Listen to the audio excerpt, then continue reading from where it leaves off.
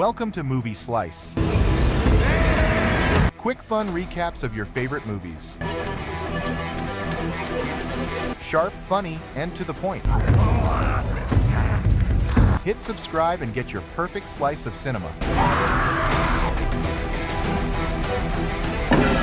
The movie Weapons 2 years ago in Maybrook, a teacher named Justine entered her classroom only to find it empty, except for Lilly. The night before, at 2:17 in the morning, Justine's other 17 students walked out of their houses and disappeared into the darkness while running with their arms stretched out. Security systems were triggered, so there was plenty of video showing their escape, but no signs of a kidnapper. The cops talked to Alex and Justine multiple times with all kinds of questions, but neither of them knew anything. For the following month, the school was closed for the investigation. Several searches in the area were conducted to no avail. When it was time to open the school again, the town gathered for a meeting held by Principal Marcus. Almost everyone blamed Justine for the disappearances, claiming she did something that caused the kids to leave. Justine tried to tell the parents that she loved the kids, but they just kept insulting her. Marcus tried to protect her, and the parents called him an accomplice. A detective had to escort her out of the building to keep her safe from the parents' wrath. Afterward, Justine went to the store to buy liquor, since she'd been drinking a lot after the incident. Suddenly, she received a call from an anonymous number and heard a voice threatening her, so she immediately hung up. When Justine left, a junkie named James asked her for change, but she ignored him. Later at home, Justine heard the doorbell ring, but she was afraid to answer. She checked the peephole in the window, yet saw nobody. Then, somebody knocked on the door, so Justine finally went outside, only to find the word witch painted on her car. In the morning, Justine tried to wash the graffiti off to no avail, so she had to drive to school with the car like that. Marcus put her on a leave of absence and advised her to do something about her mental health. Alex had already been moved to another class and was doing well. Justine wanted to speak to him, but Marcus forbade it, saying that Justine had a pattern of overstepping professional lines. He used examples like her hugging a crying child and driving a kid home after missing the bus. A frustrated Justine returned to her car and had a breakdown. Afterward, Justine filed a report at the police station for the vandalism and the threatening phone calls. Her ex-boyfriend Paul passed by, and they shared an awkward moment. That night, Justine and Paul met at the bar, and Paul expressed concern for Justine's situation, but she assured him she could take care of herself. Paul also shared that he and his wife were no longer together. They ended up going to Justine's home and having sex. In the morning, Justine drove Paul home and told him that the cops weren't working hard enough on the case. Later, Justine stopped at the school and waited for the bus to take the kids home. When Alex was dropped off, she followed him to his house. Justine rang the bell and knocked on the door, but nobody answered. All the windows were covered with newspapers, so a worried Justine opened the fence to go to the backyard. One of the windows had a little space between the newspapers that let her look inside, and she was startled when she saw two people. She stepped back and tripped on some objects, but the noise didn't get anyone's attention. Justine looked inside again and discovered that Alex's parents were sitting on the couch very still. Justine called Marcus to tell him about this, and Marcus scolded her for stalking Alex. At the grocery store, Justine was suddenly attacked by Paul's wife, Donna, who knew that Justine was with Paul last night. Justine tried to explain that Paul said he was single, but Donna called her a liar as she emptied a bottle of alcohol on her. The clerk had to drag Donna away. That night, Justine dreamed about being back in school. When she entered her classroom, all the kids had their faces on their desks. Suddenly, Alex looked up and revealed he was wearing clown makeup. As he smiled creepily, Justine woke up. There was a strange noise in the house, but when she looked out, she didn't see anything. So she lay down again only to scream when she saw a creepy, red-headed woman on the ceiling. In just a second, the woman disappeared. The next day, Justine waited for Alex to come home from school. She asked him if he was okay, and he said he was before walking off. When Justine tried to follow him, Alex yelled at her and ran to his house. Justine then kept ringing the bell and knocking on the door, but nobody answered. Afterward, she spent her day in her car waiting for someone to come out and ended up falling asleep. In the evening, someone finally left the house and got in the car to cut a lock of Justine's hair. Meanwhile, Archer had been suffering from deep depression since his son disappeared and kept watching the footage from the security cameras. At work, he was very distracted and kept making basic mistakes. He often went to the police station to ask for updates, and Captain Locke had to explain that there were no new leads. Archer thought Justine knew something, and Loach pointed out there was no reason to believe she was involved at all. During the school meeting, Archer was one of the parents who first insulted Justine, and he was the one who vandalized her car. The depression was so bad that Archer started sleeping in his son's bedroom. One night he was startled startled awake, and when he left the bed, he saw himself sleeping, which meant this was a dream. He heard a noise and followed it to find the front door opening on its own. Archer rushed outside and saw his son running away, so he tries to follow him. But after walking through the bushes, he finds himself back at home. As the kid goes inside, a huge structure appears above the house with the number 217. Archer returns to the bedroom and cries when he finds his son sleeping in the bed, apologizing for not being a more affectionate father. The kid's face changes into the creepy red-haired woman, and Archer wakes up. In the morning, Archer notices the tower in the woods and gets an idea. He takes a map and draws a line that links his home with the direction Alex ran to. Then he visits other houses with missing kids and asks to see their security footage. The first parent says no, but the next one agrees. Archer takes note of the direction the child took and marks it on the map with another line. He thinks the spot where the lines intersect is the answer. On his way to that spot, Archer sees Justine at the gas station and stops to yell at her. At that moment, Justine notices Marcus running with blood on his face and his arms out like the kids. He suddenly tackles her to the ground and tries to choke her, so Archer tries to pull him away, but Marcus knocks him down. This gives Justine an opening to run and hide in the store. Marcus tries to follow her, so Archer kicks him, only for Marcus to tackle him and try to choke him too. Going back a few days, Paul is on patrol and sees James suspiciously sneaking around, so he follows him. He finds him trying to break into a house and calls him out, causing James to run away. A chase ensues, and at first Paul follows James in his car, but eventually there's no room for the vehicle and he has to continue on foot. Paul tackles James to the ground and handcuffs him while James explains he was breaking into his own place because he lost his keys. When Paul searches James's pockets, he accidentally pricks his finger on a used needle, so he furiously punches James in revenge. He rushes to the car to get the first aid kit and realizes that his dash cam recorded everything. A desperate Paul then frees James, telling him that they're even now, but also asking him to leave town. Later at the station, Loach tells Paul that things will be fine as long as James doesn't report the incident. That night, Paul goes on his date with Justine. When he gets home in the morning, he discovers Donna came earlier than expected, and his awkward behavior helps her quickly guess what he did. Later at work, Paul sees James outside the station, so he yells at him. James immediately runs away, and Paul follows him in his car after disconnecting the dashcam. Going back in time again, it's shown how James is a junkie living in a tent in the woods. When he's out of substances, he goes to town to look for unlocked cars and steal any objects he finds inside. Then he sells whatever he finds for a few bucks. When Paul sees him, James is trying to break into the house to steal, just like the cop thought. Later, James notices that the Lilly house has its windows covered, and the wind blew off their mail because nobody picked it up, so he assumes the place is empty. He climbs the wall to reach a window and crawls into a room filled with furniture. In the living room, James is startled to find Alex's parents sitting on the couch with scars on their faces. Neither of them moves, even when James gets too close, so he just keeps stealing things. There's a noise upstairs that James chooses to ignore. After taking everything he can, James gets ready to leave, only to hear a voice coming from the basement. He goes inside and is shocked to find all the missing children standing still. They turn around at the same time, and a terrified James quickly runs back. After he moves some furniture to block the door, Alex's parents stand up and come after him. So James starts running again and leaves the house. While selling the stolen goods at the pawn shop, James sees on a poster that there's a big reward for any information on the missing children. After using the money to buy more of his favorite substance, James calls the police to tell them where the kids are. The cop is skeptical, so he asks him to come to the station to have a talk. When James is about to go in, Paul sees him and yells at him, so James runs to hide in the forest. He's shocked to find the red-headed woman waving at him and rushes to hide in his tent. Moments later, a shadow appears outside the tent, so James attacks it with his needles. It turns out to be Paul, who drags James out of the tent to point his gun at him. James saves himself by yelling that he knows where the kids are. Following James's directions, Paul makes it to the Lilly house. In the car, James watches in shock as Paul rings the bell and someone opens the door to let him in. Hours pass, and it isn't until nightfall that Paul comes out. He rushes toward the car as if in a trance and drags James out while growling like an animal. James yells for help, but nobody hears him before he's dragged into the house. Going back in time again, Marcus is in the supermarket when he gets the call from Justine telling him what she saw. Marcus promises to talk to Alex's parents to investigate. However, on the day of the meeting, the one who shows up is the red-headed lady. This is Alex's Aunt Gladys, who says that Alex's parents are sick and can't leave the house. Marcus explains explains that there's been a welfare complaint regarding Alex, and his obligation is to speak to the kid's legal guardians, so he'll have to either visit the house or call the authorities. The next day, Gladys shows up at Marcus's home. When she asks for some water, insisting that it be in a bowl, Gladys wants to know if Marcus has contacted the authorities, and after he says no, she takes out a ribbon she stole from his office and wraps it around a funny-looking branch, which she covers with her own blood. When Marcus's husband, Terry, comes closer with a cloth for her injury, Gladys cuts off a lock of his hair. Marcus grabs the phone to call the police, only for Gladys to ring a bell. This puts him in a trance that makes him drop the phone. As his body starts to tremble, Gladys wraps the hair around the stick too, before breaking it. Suddenly, Marcus jumps on Terry and starts choking him, while vomiting a strange black liquid all over his face. Then he repeatedly headbutts Terry's face, killing him. Marcus doesn't stop until Gladys throws the stick in the bowl. After washing the branch, Gladys removes Terry's hair and wraps Justine's before breaking it again. This sends Marcus on a mission to kill her. At the gas station, the fight happens. After bringing Archer down, Marcus rushes into the store to chase after Justine. She tries to hide in the employee's room, but it's locked, so Marcus corners her. At that moment, Archer tackles Marcus against the fridge, and Justine uses the chance to run back to her car. Marcus follows her and breaks a window before she manages to take off, only for him to run after the car. Soon, Archer comes out too and joins the chase. He's driving down the street, but has to stop when he sees Marcus getting run over by another vehicle. The other driver screams when she sees Marcus's head splattered all over the road. Later at the hospital, Archer tells the cops everything. On his way out, he finds Justine waiting for him to thank him for saving her. After what happened, Archer doesn't believe she's guilty anymore. He tells her that Marcus was running the same way the kids did and shows her the map. Justine immediately recognizes the mark spot as Alex's house. Another jump in time shows Alex before the disappearances. He's a very shy and lonely kid, and his classmates always harass him for being weird. His parents are a happy, loving couple who one day inform him that his Aunt Gladys will be staying with them because she's sick. Gladys arrives in the middle of the night. In the morning, Alex peeks into Gladys's room and sees a red wig and a small tree with funny-looking branches. In the bed, Gladys is looking back at him, so Alex quickly closes the door. After school, Alex waits to be picked up, but nobody shows up, so he has to walk home. In the living room, he finds his parents sitting at the table as if they were in a trance. They say a few words to him, but they're cold and robotic. Then a healthy-looking Gladys welcomes him home and tells him that his parents are fine. A terrified Alex doesn't let her touch him and throws some water at his dad's face, but he only brushes it off. Gladys scolds him and sends him to his room without dinner. The next morning, Alex finds everyone at the table. His parents have red eyes and won't move. Gladys asks Alex not to tell anyone at school that she's there or that his parents are resting. As a threat, she breaks a branch over a water bowl and forces the parents to grab forks. They repeatedly stab themselves in the face, and Alex can't stop them. They only freeze when Gladys throws the branch in the bowl. She reminds Alex not to say anything, threatening to do worse things if he does.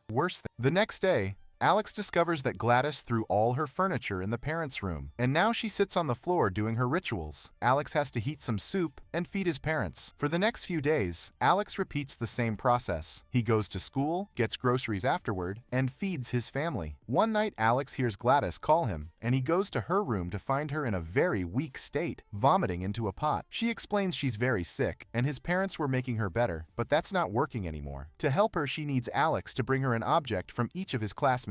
The following morning, while all the kids are in gym class, Alex sneaks into the classroom and takes the name tags from the students' personal bins. Justine soon finds him, so Alex pretends he just forgot something. A worried Justine points out he's been quieter than usual lately and offers a friendly ear, but Alex swears he's fine. Later at home, Alex drops the name tags at Gladys's door. In the middle of the night, he wakes up when he hears a noise. He goes downstairs and finds Gladys breaking the tags into a bowl. She spits in it and throws a match before ringing a bell. At that moment, all of Alex's classmates run out of their homes and enter Alex's house. When the investigation begins, Gladys puts makeup on Alex's dad's face. During the interrogation, she tells the cops that he suffered a stroke and can't speak, so she's taking care of the family. Knowing that the cops would search the house, Gladys makes Alex clean it up and remove the newspaper from the windows. Then, she cuts the kids' hair for a spell to make them hide in the forest for a while. Afterward, Alex has to feed the kids along with his parents. One day, he comes home after school and sees a police car outside outside. When he enters the house, he finds Paul and James standing in the middle room. He runs upstairs to hide and is blocked by Gladys, who announces they're leaving town the next day. She also tells him not to step over the salt line by her door, which is being guarded by his parents. Minutes later, Justine and Archer park outside the house. They see the door opening and Paul coming out. He waves at them before going back inside. The duo decides to follow him, which is seen by Alex at the window. In the living room, Paul makes another gesture, and Justine comes closer, accidentally stepping on a salt line. Suddenly, James tackles Archer, who starts beating him up, but it doesn't cause any pain. Paul comes after Justine, chasing her to the kitchen, where she throws a pan at his face. The man is unbothered and jumps over the table to grab Justine. She reaches for a peeler and cuts the skin of his face, which doesn't hurt him either, so he just keeps choking her. Upstairs, Alex ignores all the screaming and crosses the salt line, causing his parents to unfreeze and run after him. Alex runs to his room and locks the door, so his parents start punching through the wood. When they break in, Alex rushes to the bathroom through the shared door. Then he takes the exit back to the hallway. Next, he runs and hides inside Gladys's bedroom. He can hear his parents breaking down this door too, so he quickly grabs a branch from the tree and hides in the private bathroom. Alex takes some of his blood and smears it on the branch. Meanwhile, Archer keeps kicking and punching James, who continues to recover and come after him. Eventually, James manages to tackle Archer through the basement door, revealing all the kids. Justine manages to grab Paul's gun and shoots him in the neck, yet he's still standing while a black liquid comes out of the hole. This leaves Justine no choice but to shoot Paul in the head. Then she rushes to the basement and shoots James too. A desperate Archer starts looking at all the kids, searching for his son. He's suddenly startled by Gladys, who rips his necklace off his neck. Seconds later, Archer surprises Justine from behind and starts choking her while Gladys watches them. At the same time, Alex takes a hair from Justine's wig and wraps it around the branch before breaking it. Suddenly, the kids run out of the basement and go after Gladys, who quickly leaves the house. As the children jump through the windows, Gladys runs through the neighbor's house, so the kids break their windows and doors too. All the neighbors watch in shock as Gladys runs around the neighborhood with a bunch of kids following her, climbing over fences and breaking any glass that gets in their way. Eventually, a girl manages to tackle Gladys to the ground, and the kids pile on top of her to finally kill her by ripping her body apart. Gladys's death causes Archer and Alex's parents to finally snap out of the spell. Justine goes upstairs and finds Alex hugging his parents. Archer follows the trail of destruction to reunite with his son. After the incident, Alex's parents are institutionalized, and he goes to live with a kinder aunt. The other children reunite with their families, but it takes them a while to speak again. Make sure to subscribe and turn on notifications so you can watch more videos like this. Thanks for watching.